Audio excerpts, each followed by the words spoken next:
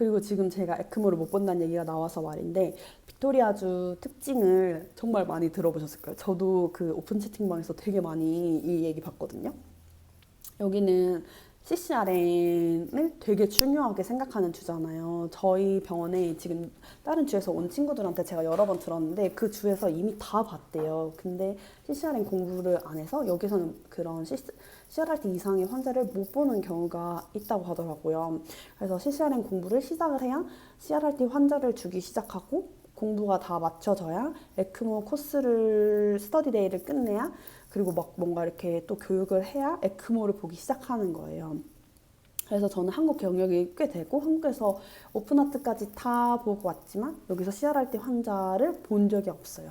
근데 지금 이제 제가 있은 지가 1년이 넘었고 이제 친해진 널스들이 제 경력을 대충 알고 팬널스들 A놈들도 제 한국 경력을 알기 때문에 저는 그냥 만약에 도움이 필요해 보여. 옆에가 너무 바빠요. 필터 처음에 라인 잡고 엑스레이 찍고 뭐 세팅하고 약 막 달고 이거 바쁘잖아요. 그래서 그냥 내가 도와줄까? 하고 가서 도와준 적은 많아요. 그리고 제가 퍼스랑 퀸즐랜드 면접을 봤어요. 거기 ICU를. 근데 그때 제가 들었던 질문인데 저한테 필터, 이식, 에크모 이런 거 다 질문했었거든요. 그리고 제가 다 할 수 있는지 트러블 슈팅에 대해서 심화적인 질문도 했었던 거 보니까 다른 주들은 그런 환자 주려고 그런 거 물어보는 것 같더라고요. 그래서 저는 솔직히 조금 부러워요. 부럽더라고요. 조금.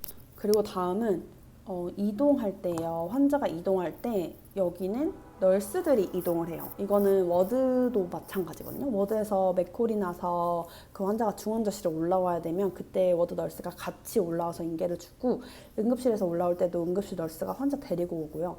중환자실 널스들이 내 환자를 워드 보낼 때도 워드 가서 내가 인계 주고 오고 수술방 갈 때도 그렇고 CT, MRI, 엑스레이 찍을 때도 담당 널스가 같이 가요.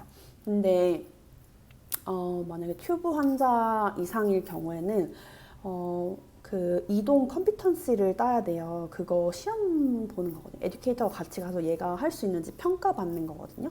그래서 스터디 데이 하고 평가받고 제가 알기로 한 번 체크가 아닌 것 같아요. 여러 번 뭐 체크 받고 그거 컴피턴시를 따야 나중에는 뭐 튜브 환자도 혼자 갈 수 있다고 하는데 저는 아직 CCRN 공부를 시작을 안 했고 워드 가는 환자 뭐 튜브 없는데 엑스레이, CT, 뭐 MRI는 제가 혼자 가고 그런 것 같습니다.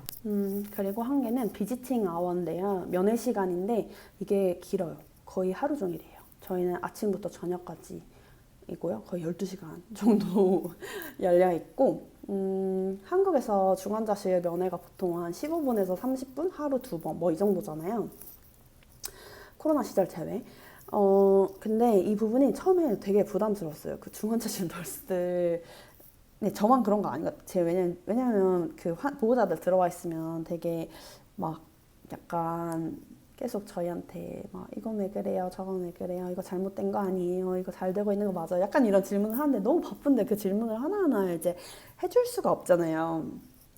그래가지고 저는 되게 처음에 그게 좀 부담스러운 부분이었거든요. 근데 약간 마인드를 바꾸고 그걸 어차피 제가 피할 수 없잖아요. 못 들어오게 할 수 없으니까 그냥 환자 가족 들어오면 제가 먼저 나는 누구야, 나는 몇 시까지 환자를 볼 간호사야 이렇게 말하고 인사하고 그들의 이름을 이제 듣고 이제 뭐 직계 가족인 경우에는 환자 상태 업데이트도 해주고 친구한테는 안 해줘요. 친구한테는 그렇게 말 안 해주고 직계 가족 뭐 와이프나 아들 뭐 엄마 뭐 이런 경우에는 업데이트 해주고 뭐 환자가 오늘 뭘 잘했는지 오늘 뭐가 좋았는지 얘기해주고 궁금한 거 있으면은 눈 마주치면서 좀 자세하게 설명해주고 하면은 되게 라포도 좀 잘 쌓이고 또 좋은 점이 저희 환자 식사 보조 같은 거를 가족들이 있으면 자기들이 해주고 싶어하는 사람들이 많아요. 그 스왈로잉 문제 없는 경우에는 스왈로잉 문제 있으면 널스가 줘야 되니까 그런 걸 맡기면 안 되거든요. 근데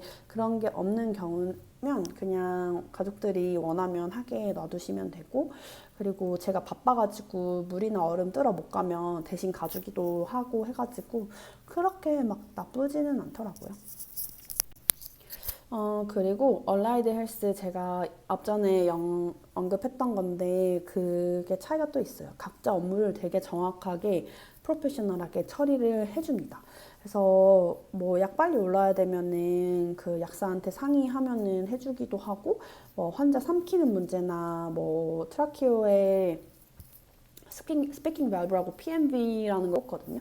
근데 그거 꽂는 것도 스피치 패솔로지가 와서 봐줘야 되는 문제고 그 피지오의 경우에는 ICU 리합이라고 해가지고 이제 한국에서도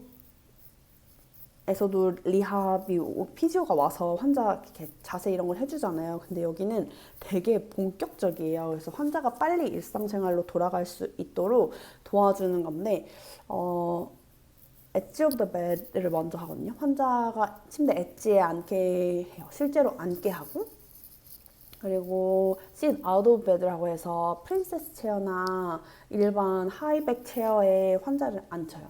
그냥 아침 되면 환자를 그냥 무조건 앉히는 게 여기는 루틴이거든요. 환자 깨워.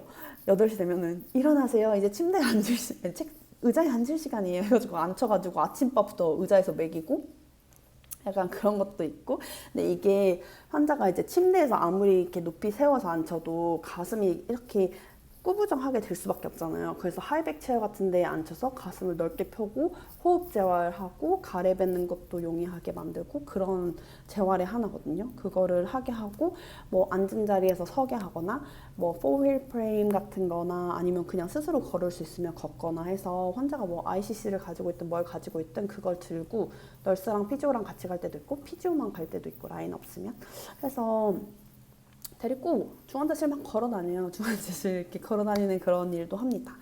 그래서 이제 뭐 엣지 앉히는 게 처음, 그리고 시다우도 베드 해가지고 그 침대 밖으로 앉히고 의자나 프린세스 체어 앉혀서 이렇게 세워서 다니고 그리고 제자리 걷기 하고 뭐 휠 프레임 해가지고 걷고 혼자 걷고 이런 것들을 보조하는 역할을 해주시고 또 익스투를 하잖아요 환자가. 그러면 와가지고 렁피지오도 해주더라고. 기침하게 도와주고 그 버블링 하는 거 있잖아요. 그거 만들어 놔주세요. 그래서 버블링 해가지고 뭐 폐 가래 잘 나오게끔 해주는 것도 하고 석션도 해주시고 합니다.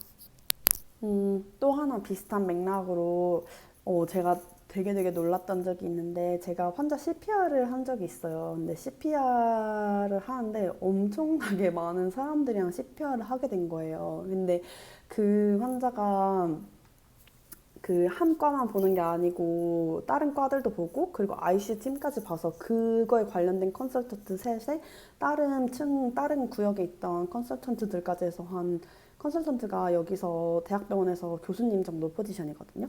근데 그분들만 봐서 한 의사 그 코드블루 나면서 온 의사만 열 몇 명, 간호사들도 저희 구역의 매니저들 다 와가지고 한 열 몇 명이랑 같이 CPR을 했어요. 당연히 되게 업무 분담도 너무너무 잘 됐고 CPR 퀄리티가 굉장히 좋다고 느꼈고 중간중간에 이제 리듬 체크하고 서로 상의하면서 이제 같이 뭐 컨설턴트 그 상황에 있었던 저나 뭐 A넘 해가지고 의견 교환하고 뭐 이유 생각해내고 뭐 디스커션도 하고 그랬던 것 같고 그렇게 CPR을 하고 나서 그 자리에서 뭐 어떻게 벌어진 건지 서로 이제 짧게 얘기를 하고 그리고 중간에 이제 스몰 디브리핑을 했어요. 그리고 나서 이제 컨설턴트가 가족들한테 가서 설명을 했고 그리고 나서 또 다 같이 모여가지고 디브리핑을 했거든요.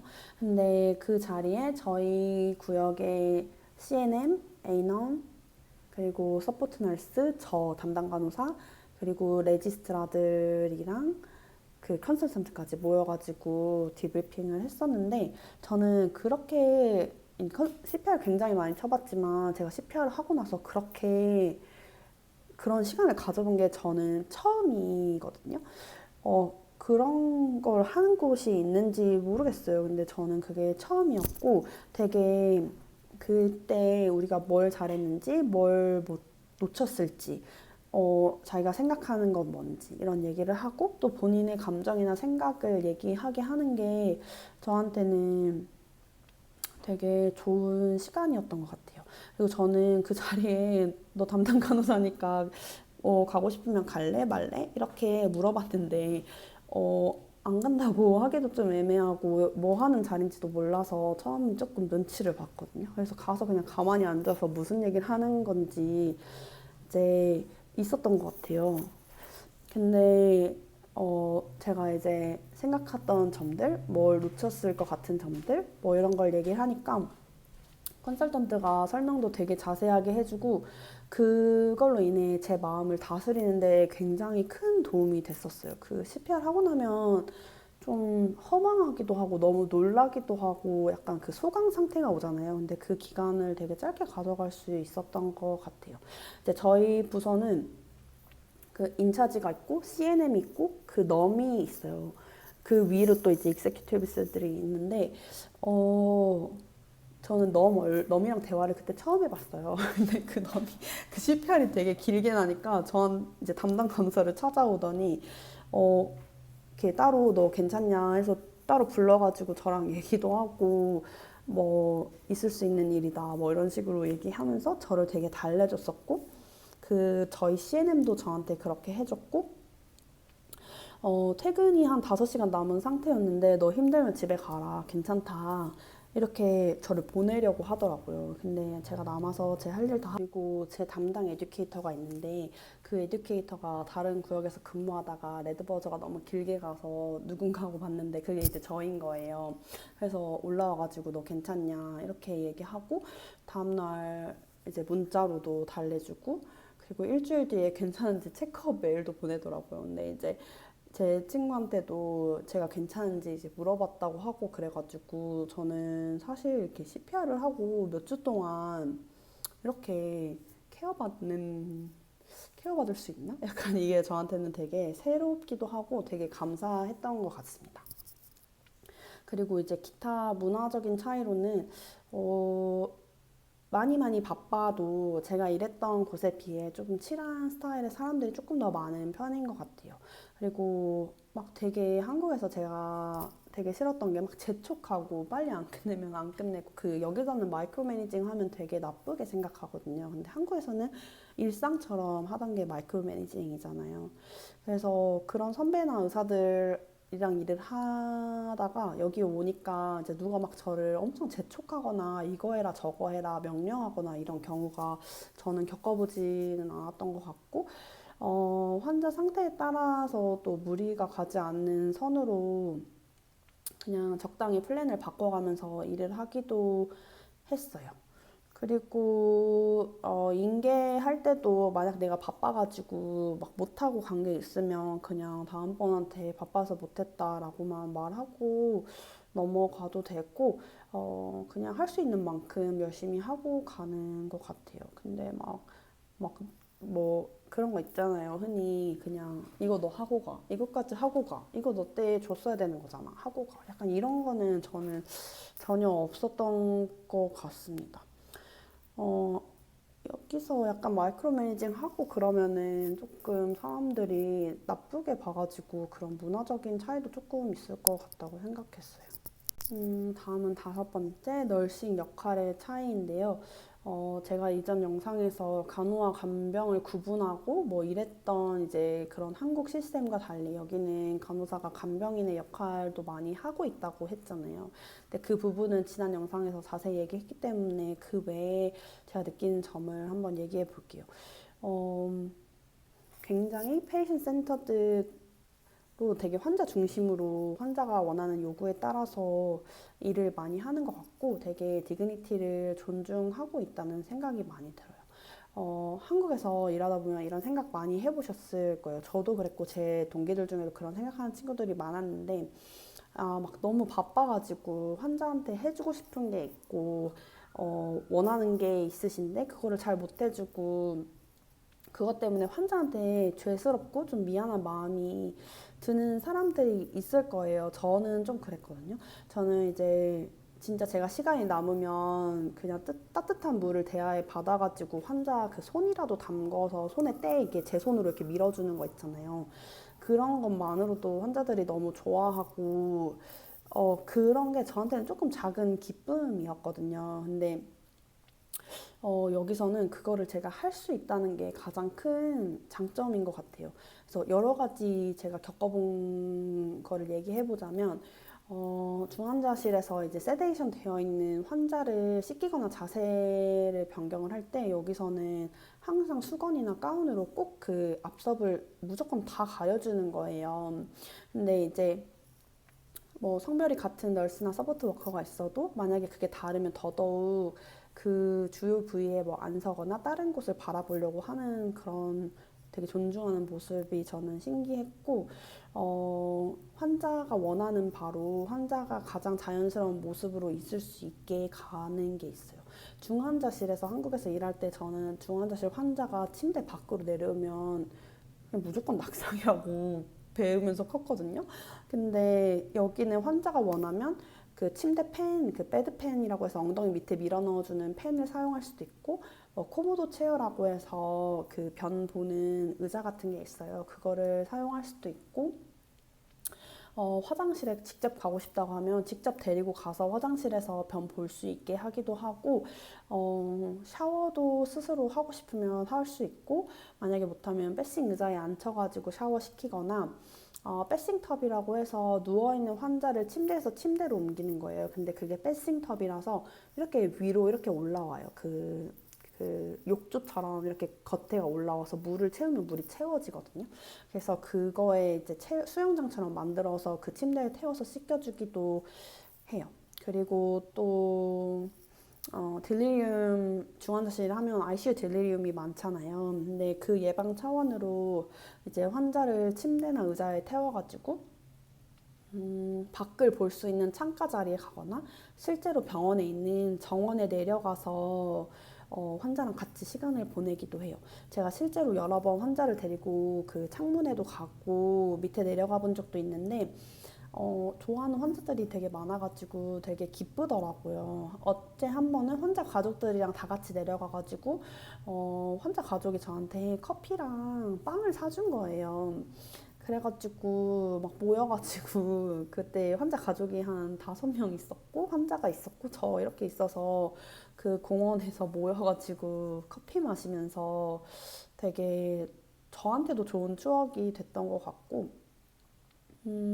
그리고 환자를 이제 밀고 그 창문 쪽으로 갈 때 보면은 환자 표정이 그 밖에 밝은 걸 보면 되게 이렇게 환하게 밝아지는 그런 경우가 있어요. 근데 그게 진짜 감동적이거든요. 그래서 그 막 아무리 창문이 있는 큐비클 안에 있더라도 그 환자가 실제 밖을 볼 때 그 중환자실에서 막 몇 주 있다가 그 이렇게 밝아지는 그 얼굴을 보면 그게 되게 엄청 감동적이에요. 그리고 저희 병원 이제 유튜브 영상에 보면 에크모를 달고 저희 병원 교회에서 결혼식을 올리게 해준 경우도 있거든요.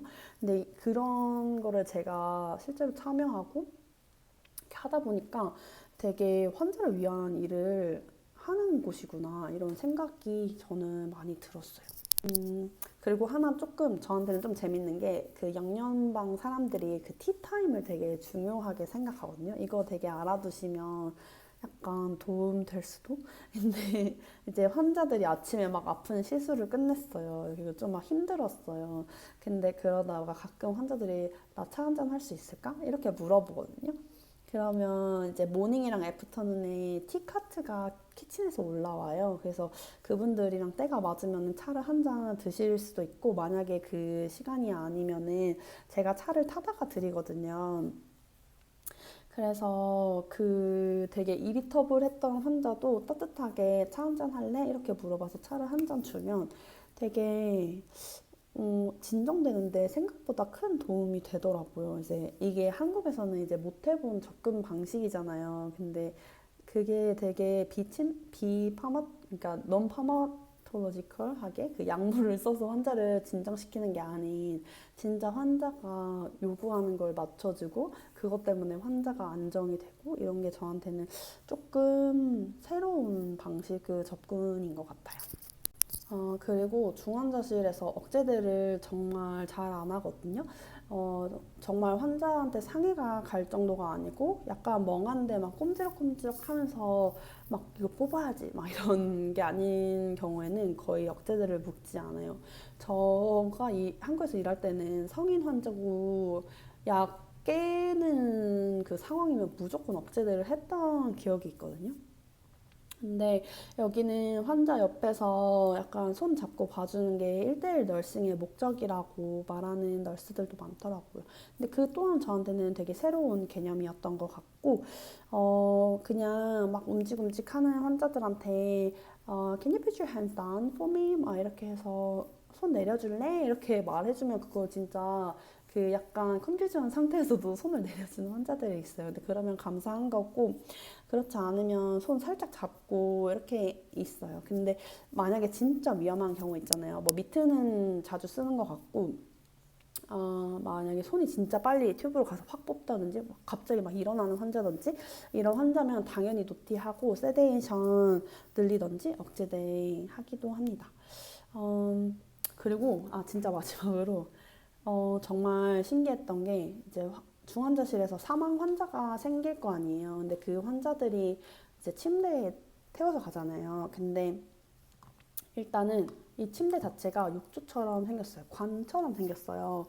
그래서 안 보여요. 환자가 안 보이는 구조고, 그리고 그 환자가 이제 출구까지 나가야 되잖아요. 그러면은 그 침대를 끄는 사람 중에 한 명은 돌아다니면서 그 지나가는 길에 커튼을 다 쳐주는 거예요. 그래서 중환자실에 입원해 있는 환자들 중에 그거를 볼 수 있는 환자들이 있잖아요. 근데 그 환자들이 그거를 못 보게끔. 근데 세데이션 되어 있어가지고 환자가 막 눈을 못 뜨는 상황인데도 커튼을 다 쳐주거든요.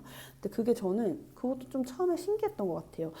제가 만약에 진짜 아파서 중환자실에 있고 막 선망 상태예요. 근데 막 앞에 데드바디가 지나간다고 생각해봐요. 그러면은 너무 저는 마음이 힘들 것 같거든요. 근데 그런 점 때문에 그런 걸 하나 봐요. 그래서 저는 그게 처음에는 되게 신기한 것 중에 하나였습니다. 이런 것들이 다 저한테는 처음에 되게 새로웠어요. 그리고 어떻게 해주는 게 맞는지를 저는 모르니까, 여기서 어떻게 하는지를 모르니까 좀 시행착오가 있었던 것 같아요.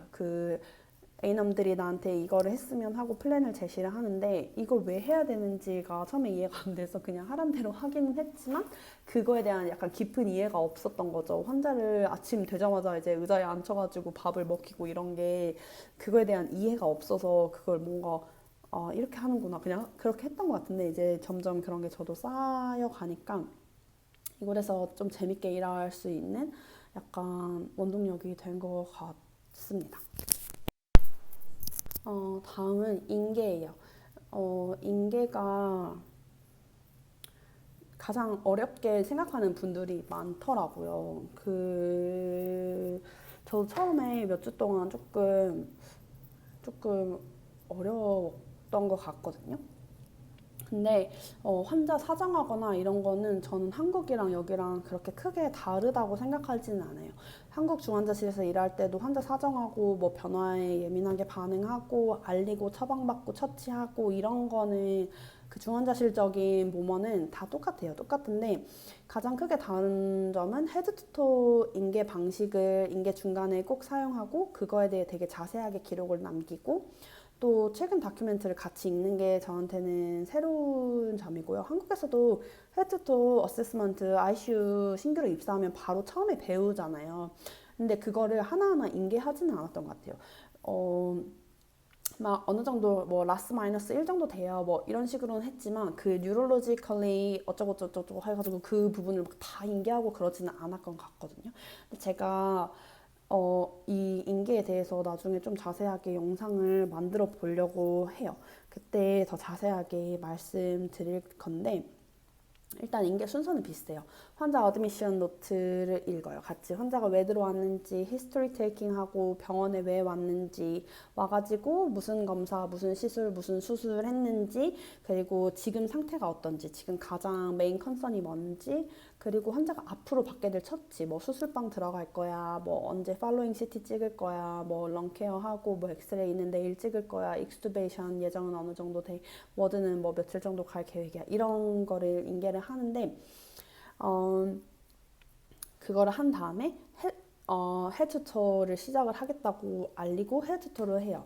그래서 이거는 뭐 뉴럴로지, 카디오바스큘러, 레스피레이터리, GIT, 리너, 엔도, 스킨, 소셜 이런 순으로 해가지고 인계를 하기 시작합니다. 각 부분당 어세스, 검사 수치, 뭐 관련된 수치 이런 것들을 말을 하는데 이 부분에 대해서 조금 더 자세하게 제가 따로 영상을 만들어 볼게요.